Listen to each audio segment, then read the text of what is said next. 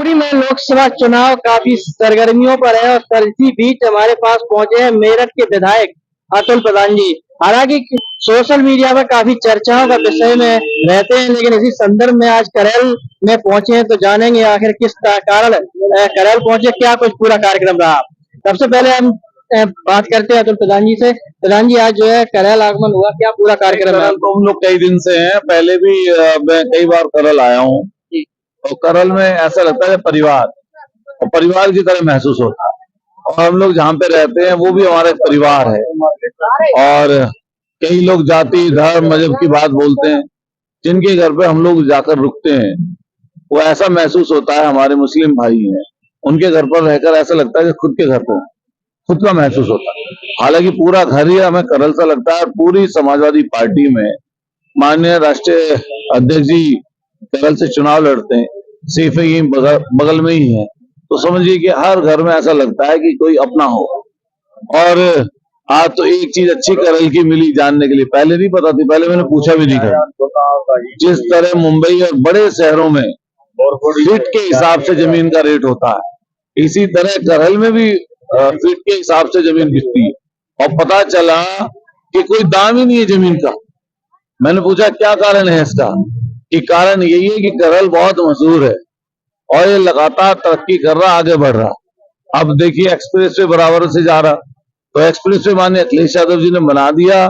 और अगर दोनों तरफ देखेंगे, थोड़ी दूर जाएंगे उधर भी एक्सप्रेस वे नजर आ जाएगा, थोड़ी दूर इधर जाएंगे तो यहाँ लगा हुआ एक्सप्रेस वे है। तो इससे भी शायद यहाँ पर बहुत तरक्की आई है। जिस तरह जो है मैनपुरी के चुनाव चल रहा है, मैनपुरी के चुनाव में आप आए हैं, कैसा लग रहा है, क्या जो है फीडबैक जा रहा है? आप पता कर लो किसी से। 36 की 36 बिरादरियां, हिंदू मुसलमान सब के सब माननीय डिम्पल यादव जी को चुनाव जिता रहे हैं। और ये चुनाव सिर्फ माननीय डिम्पल यादव जी और मैनपुरी में तो पहले समाजवादी पार्टी जीतती रही है, और यहाँ पर सब वर्ग के लोगों का सहयोग साथ मिलता है। लेकिन इस समय देश में भी इंडिया गठबंधन जीतने जा रहा, और ये निश्चित रूप से समझिए भारतीय जनता पार्टी की हवा निकल गई है।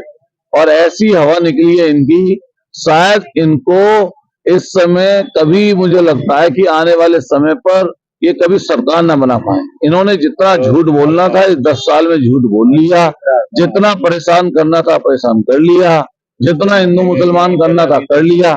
आज की तारीख में कोई इनका हिंदू मुसलमान नहीं सुनना चाहता। ये चेयरमैन हमारे बराबर में बैठे हैं और आपके भाई बंधु होंगे, आपके नजदीकी होंगे। तो अभी हम लोग ये एक कटेरिया जो बरादरी में गए थे, 35 साल के एक नौजवान की मौत हो गई। मैंने देखा ये चेयरमैन गए उनके यहाँ हाथ जोड़ के नमस्कार कर रहे थे, बैठे उनके पास, ऐसा लग रहा था बिल्कुल नजदीकी। और यहाँ तो हमें लगी नहीं कि हिंदू मुसलमान, और सब जगह जाते हैं भाजपा के लोगों ने हिंदू मुसलमान। अब 10 साल के काम नहीं बता पा रहे प्रधानमंत्री जी। बताइए, इतना बड़ा ओहदा, इतना बड़ा पद है, क्या ऐसे इतने बड़े पद पर बैठकर भी शर्म नहीं आती? कैसी बातें बोलते हैं आप? अपना 10 साल का काम बताइए, आपने जनता के लिए क्या किया, लोगों के लिए क्या करने जा रहे हैं? क्या सिर्फ झूठ ही बेचना चाहते हो? सिर्फ अभी कुछ नहीं बचा तो फिर पाकिस्तान पे आ गए। अरे तुम्हें पाकिस्तान से क्या लेना देना है भाई? पाकिस्तान अपना देश अलग है, हमारा देश अलग है। तो पाकिस्तान की बात पाकिस्तान में होने दो, हमारे अपने देश में चुनाव चल रहा है, यहाँ की बात करो, यहाँ की बात बताओ। मेरठ से आपको टिकट मिली लोकसभा की, उसके बाद टिकट काट दी गई। अरे टिकट ऐसा है, हम तो समाजवादी पार्टी में भाई, जब से हमारी राजनीति की शुरुआत हम तो समाजवादी पार्टी में है, और माननीय अखिलेश यादव जी की नजदीकी में रहे हमेशा। तो उनकी रणनीति थी, और उस रणनीति के तहत टिकट हुआ। फिर उसी के तहत टिकट जो है जनरल सीट पर शेड्यूल कास्ट को दे दिया, जिससे वो सीट किस तरह हम लोग जीत जाए। क्योंकि जो उन्होंने वहां पर प्रत्याशी बनाए थे भारतीय जनता पार्टी ने, रामायण के राम बनाए थे। हालांकि पिक्चरें तो उनकी और दूसरी वाली भी हैं, और ऐसी पिक्चरें उनको कोई देख ही नहीं सकता।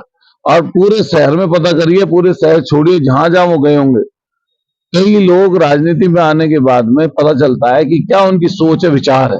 जब राजनीति में आए, हम सोचते थे कि कम से कम राजनीति में आए तो चलो नहीं होंगे, लेकिन राजनीति में आने से पहले थोड़ी बहुत तो सामाजिक होता है आदमी, वो सामाजिक भी नहीं है। मान लिया हम लोग यहाँ पे बैठे हैं, तो मैं एक छोटे से स्टूल पे बैठा हुआ था, स्टूल पे अटपटा सा लग रहा था बैठे हुए, तो स्टूल घटाया और यही बैठ गए ऐसे। तो बैठ गए तो सब लोगों को लग रहा होगा भाई अतुल प्रधान आया था, एक विधायक हमारे पास हमारे जैसा रह के गया।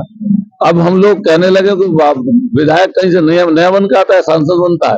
जैसे लोग ऐसी इसी तरीके से रहना चाहिए। और हमारे लिए तो जो वोट करने वाले लोग हैं वो संविधान को बचाना चाहते हैं, वो लोकतंत्र को बचाना चाहते हैं। ये आने वाला समय कैसे बेहतर हो, उसके लिए हम लोगों का आना, इंडिया गठबंधन का आना बहुत जरूरी है। संविधान तभी बचेगा, नहीं तो ये सरकार अगर अभी तीसरी बार बन गई तो सब बर्बाद हो जाएगा। मेरठ में भाजपा प्रत्याशी जो बनाए गए थे, रामायण के राम बनाए गए थे, जैसा कि आपको बताया अब, तो रामायण के राम तो रामायण हर व्यक्ति ने देखी। क्या राम के नाम पे उनको वोट मिलेगा? राम तो उन्हें स्वरूप के रूप में उन्होंने सबसे अच्छा जो है सीरियल में अपना नाटक प्रस्तुत किया। तो एक और नाटक बना लेते ऐसे भगवान राम जी का, एक नाटक और बना लेते। अब किसी से पूछो नाटक और असलियत में क्या अंतर नहीं होता। नाटक को तो नाटक ही तो होता है। अभी जैसे जाकर मिलो, जैसे हम यहाँ पे बैठे हैं तो सचमुच बैठे हैं, साक्षात बैठे हैं, विजिबल हैं हम लोग, इनविजिबल थोड़ा ना है। और नाटक में अगर नाटक कोई है तो नाटक की तरह का ही रहता है। तो नाटक में तो कलाकार एक रीटेक पता नहीं क्या क्या कितनी कितनी बार एक एक सीन के लिए लड़ाई लड़नी पड़ती है। अब हम लोग यहाँ पे बैठे हैं तो रीटेक थोड़ा ना कर रहे हैं, सीधा बोल रहे हैं। क्या स्थिति रहेगी उनकी मेरठ में? मुझे तो लगता है स्थिति महासहित बहुत मुश्किल है। जनता ने मन बदल रखा है। जनता इस समय सरकार को बदलना चाहती और वो मन बना हुआ है लोगों का, तो जरूर बदलेगी। और मैं केरल के लोगों का धन्यवाद करूंगा उनके प्यार के लिए। अच्छा, पहली बार देखा गया यूपी में कि कोई मुख्यमंत्री कई जगह जाकर रोड शो कर रहे हैं। बेचारे मुख्यमंत्री जी की तो हैसियत ही घटा दी ना, इसीलिए तो पूरा प्रदेश का जो राजपूत समाज है वो अपने आप को ठगा महसूस कर रहा है भारतीय जनता पार्टी में। हालांकि सबको इन लोगों ने ठगाई है, चाहे कोई किसी जात के लोग हों। अब यहाँ पे हम लोग साथियों के यहाँ गए, कठेरिया के यहाँ गए, वाल्मीकि लोग हमारे साथी सफाई कर्मचारी खड़े, हम लोगों ने इनकी बात उठाई तो इनके लिए क्या किया। झूठ झूठ बोलते हैं, जाटव लोग हैं या यादव लोग हैं, जैन समाज के लोग हैं, कोई वैश्य समाज का व्यक्ति है, कोई हमारे ब्राह्मण समाज के लोग हैं, किसी भी जाति वर्ग के लोगों को देख लो, जो पॉजिटिव सोच वाले लोग हैं वो यही कहेंगे कि किसी भी सूरत में भाजपा को हराओ। नहीं, आपने कहा कि उनकी हैसियत घटाई गई है। हाँ, लेकिन अब तो वो आगे जो आने वाले समय प्रधानमंत्री के भी दावेदार हो। अच्छा ठीक है, प्रधानमंत्री भाई वो तो उनकी पार्टी है, वो चाहे प्रधानमंत्री छोड़ो चाहे सारे मालिक बना दो उनको, लेकिन बना तो नहीं रखा कुछ भी। उनके कहने में बेचारे की जो एक पार्षद का टिकट तो होता नहीं, होता हो तो बता दो पार्टी में। हम तो मुख्यमंत्री जी को देख ही रहे हैं। अरे ऐसी कौन सी बेचारे को दिक्कत हो गई कि एक एक जगह चार चार बार, एक एक जिले में, एक एक विधानसभा में चार चार बार चक्कर लगाने पड़ रहे हैं। अरे जाओ एक बार घूम गए बहुत है, या तो तुम्हारी अपनी सीटों को जहाँ घूमने हो। परेशानी दिक्कत में है बेचारे। हालांकि कभी कभी जो गुरूर और घमंड करता है इंसान, तो कोई ना कोई ऊपर वाला इंतजाम करता है उसका। तो यहाँ पर ये कोई घर ढा दिया किसी का, बुलडोजर लिए घूम रहे हैं। अरे बुलडोजर किसी का घर ढाना, तोड़ना, बर्बाद करना घर किसी एक व्यक्ति का होता है क्या? घर में लोग कई सदस्य होते हैं। मान लिया किसी ने कोई गलती की, किसी ने कोई नुकसान किया तो भुगतेगा, कानून के हिसाब से उसके ऊपर कार्रवाई होगी। लेकिन अगर आप किसी का घर तोड़ोगे तो घर में तो माँ भी है, बहन भी है, भाई भी है, पिता भी है, कई जगह दादा भी हो सकते हैं। तो घर तोड़ने का विषय थोड़ा है। आप बुलडोजर लिए घूम रहे हैं, कुछ दिन में जब सरकार बदलेगी तो फिर कौन बुलडोजर लिए घूमेगा? बताओ कौन घूमेगा? भारतीय जनता पार्टी के लोगों की ढंग से जांच अगर हो जाएगी, सरकार बदलेगी, जब देखिएगा ये किसी को तो जबरदस्ती भेज रहे हैं, इतना खजाना निकलेगा इनके पास, इतना बेईमानी का पैसा निकलेगा, उसकी कोई लिमिट नहीं।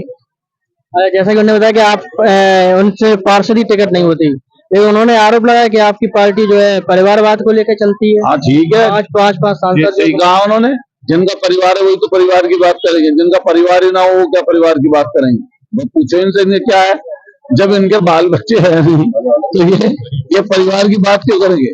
कह रहे परिवार, भाई या तो परिवार को खत्म करवा दो ना, किसी के मरवा दो लोगों को। भाई परिवार ना होगा ना कुछ बात आएगी।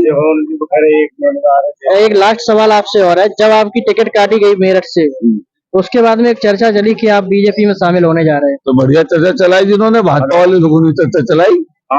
भाजपा वाले लोग तो कुछ भी कर सकते हैं, वो प्रधानमंत्री जी को दूसरी पार्टी ज्वाइन करा सकते हैं। क्या करोगे? नहीं तो जो है कि क्या आपका मन था इसमें? अच्छा ये बताओ, मन होता तो चले जाते, नहीं मन है तो नहीं है।